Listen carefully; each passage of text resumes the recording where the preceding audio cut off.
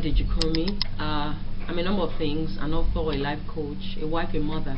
But more importantly, I'm passionate about solving social problems and helping the girl child on a journey to making deliberate choices for a preferred future. The girl child, like every other participant of society, is plays a critical role in helping society achieve its economic success, political engagement, and every other thing that helps a typical community or society succeed.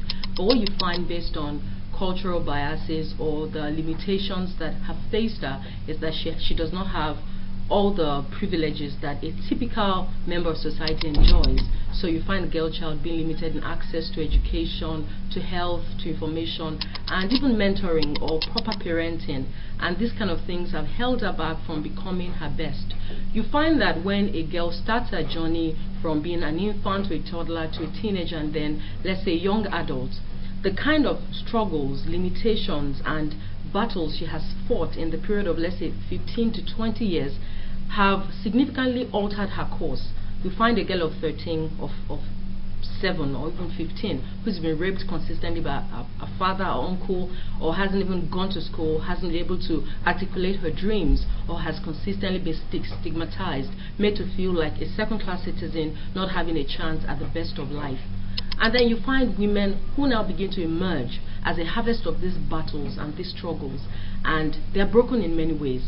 It begins to affect their motherhood, it affects the kind of people they are in the workplace, and then they're consistently treated as mere sexual objects that don't have a place of value, in the society.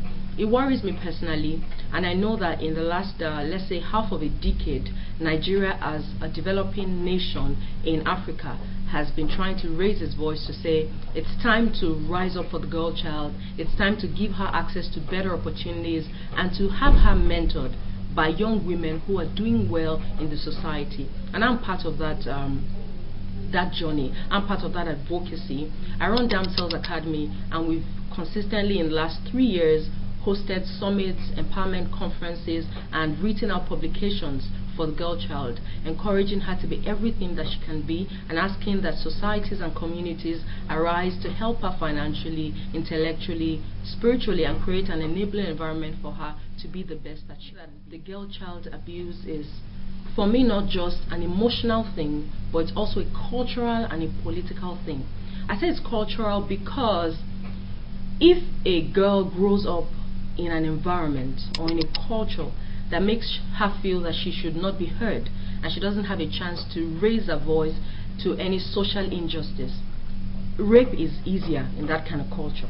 What makes rape a very troubling experience is not just that one-off sexual encounter that abuses her privacy and abuses her femininity. It's that consistent abuse, and the abuser knows that she can't say anything about it. The society won't believe her or would castigate her and say she's the one who is wrong.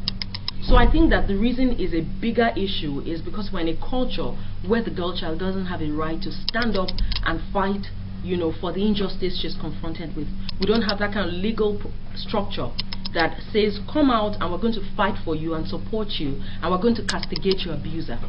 And then it's also political, because until societies begin to include in their policies parameters and indicators that say, as a system, as a political system, we say no to this kind of abuse, it's going to be tough to cut it short and to stop its consistent occurrence. Being a girl isn't a limitation, isn't a disadvantage.